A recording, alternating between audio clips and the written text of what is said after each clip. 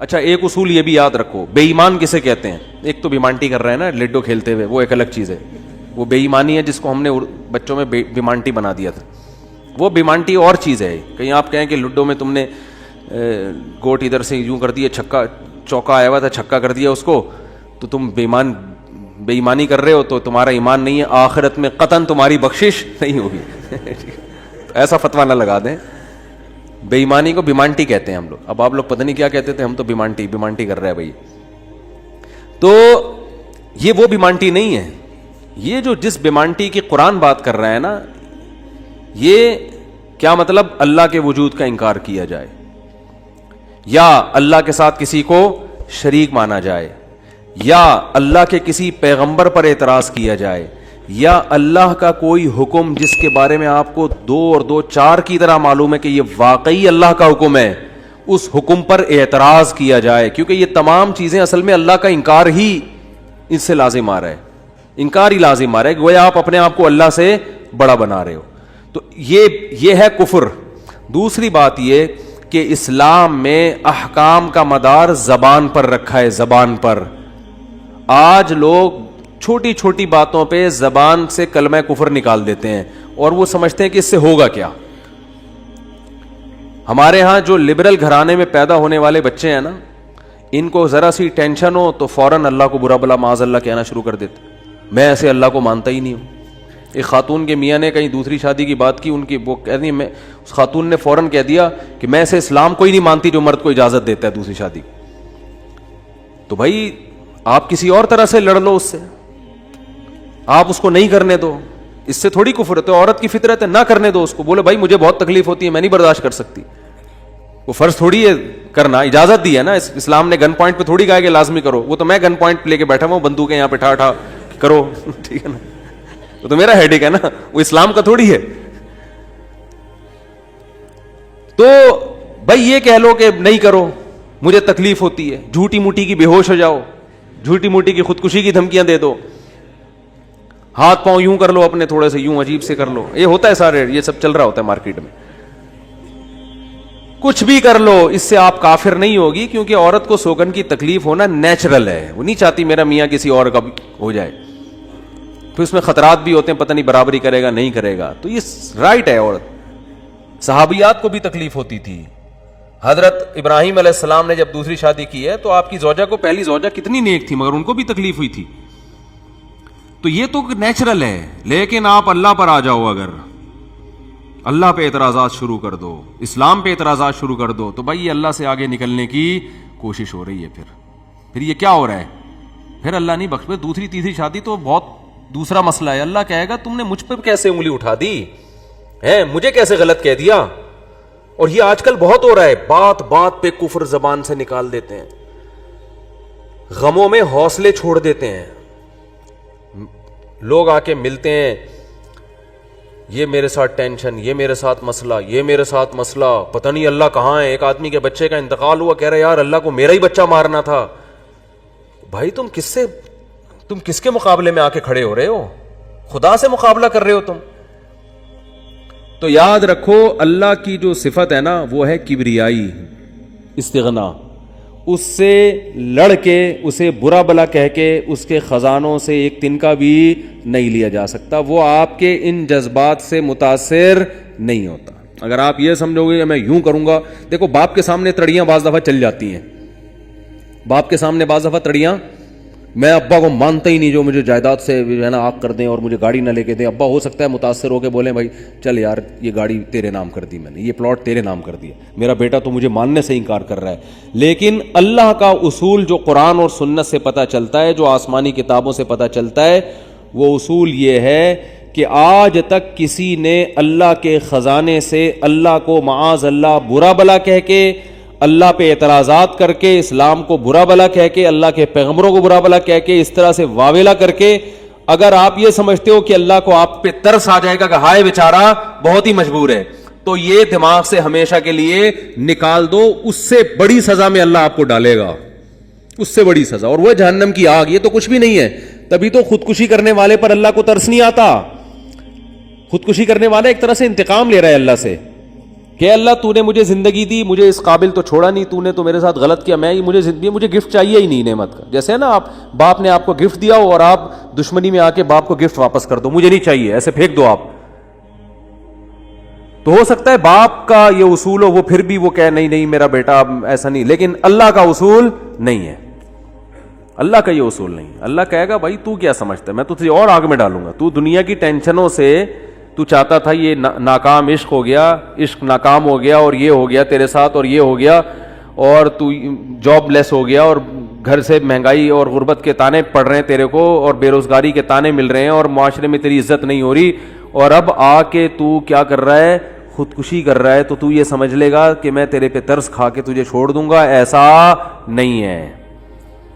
نبی صلی اللہ علیہ وسلم نے فرمایا جس نے خودکشی کی, جس طرح سے اپنے آپ کو ہلاک کیا ہے نا, تو قیامت تک برزخ کی زندگی میں اسی طرح سے اپنے آپ کو ہلاک کر کے مارتا رہے گا. اللہ کہے گا یہ زہر پی کے مرا تھا نا, زندگی دے گا اللہ برزخ میں, اور کہے گا یہ زہر کی بوتل پی دوبارہ, اور اسی طرح تیری آنتیں کٹیں گی. جس طرح اپنے آپ کو مارا ہوگا برزخ میں, قیامت تک اسی طرح اپنے آپ کو مارتا رہے گا وہ. یہ بہت بڑی غلط فہمی ہے کہ ہم واویلا کر کے اللہ کو اپنی طرف متوجہ کر سکتے ہیں, ہم زبردستی کر کے اللہ کو اپنی طرف مائل کر سکتے ہیں. ایسا بالکل بھی نہیں ہے. بعض لوگ غموں سے پریشان ہو کے گناہ کرنا شروع کر دیتے ہیں, سمجھتے ہیں کہ یار میرا تو حق بنتا ہے, میں تو سٹا لگاؤں گا, میں تو ٹینشن میں آیا ہوا ہوں, میں تو شراب پیوں گا, میرے ساتھ یہ ہو رہا ہے تو میرا تو بھائی آپ پیو گے تو یہ نہ سمجھو کہ اللہ آپ سے خوش ہو جائے گا کہ جی آپ کو ایک غم آیا تھا, اس غم میں آپ نے چونکہ شراب شروع کی ہے ٹینشن ختم کرنے کے لیے, تو اب اللہ کو ترس آئے گا, نہیں اس پہ شراب کیا ہو گئی ہے, معاف ہو گئی ہے, یہ بیچارہ اس کا کیا بنتا تھا, رائٹ بنتا تھا, اس کو تکلیفیں اتنی دی ہیں.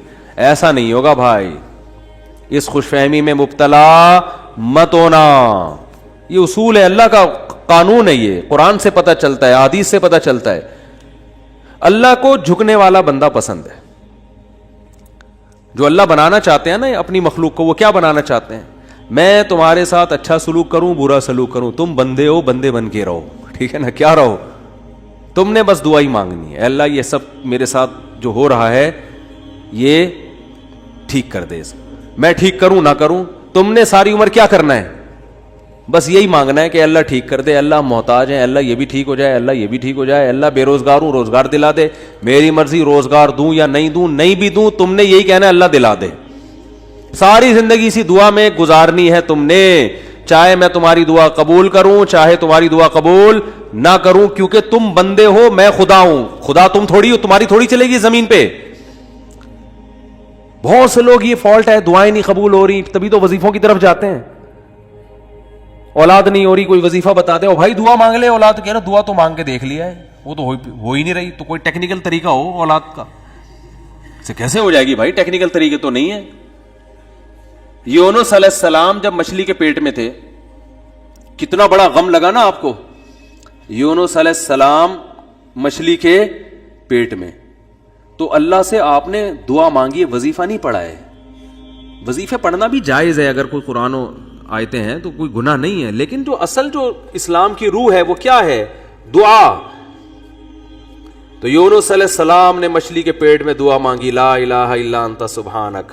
دیکھو حضرت یونس علیہ السلام, ہمارا جو مزاج ہے نا وہ کیا ہے, یونس علیہ السلام کئی سال اپنی قوم کو تبلیغ کرتے رہے ہیں, قوم باز بولو نہیں آئی.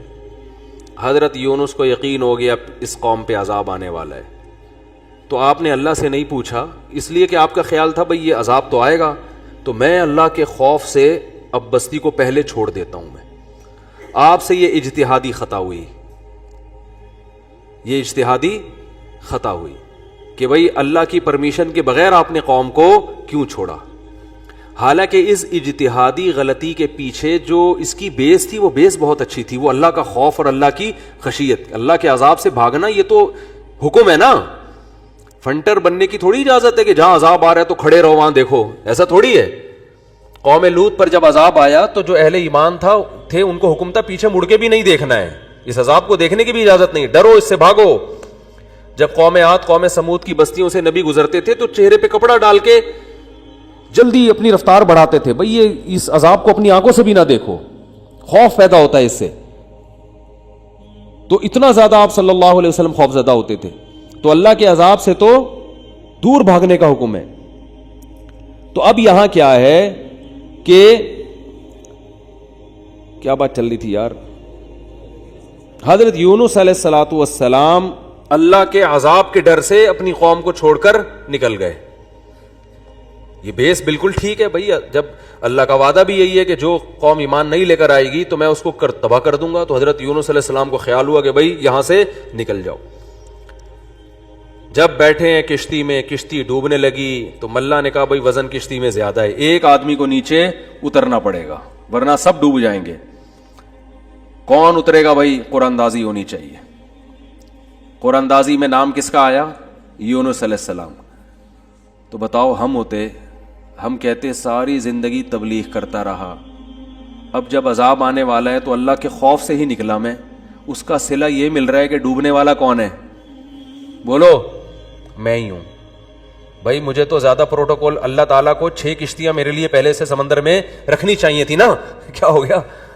یہ ہماری سوچ تو یہی ہے کہ میں نے چونکہ فجر کی نماز پڑھی ہے تو میری دکان پہ کسٹمر 6 گنا زیادہ آنے چاہیے. پیسے سارے وہ کما رہے ہیں, نمازیں میں پڑھ رہا ہوں. اچھا میرے پر لوگ اعتراض یہ بھی کرتے ہیں کہ احتیاط اس نے کی, اس کو کرونا ہو گیا. اس نے احتیاط نہیں کی, اس کو نہیں ہوا, یہ مفتی لوگوں کو الو بنا رہا ہے.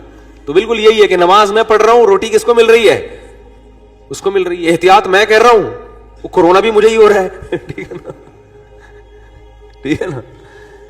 تو اب اللہ سے تھوڑی کوئی لڑ سکتا ہے بھائی.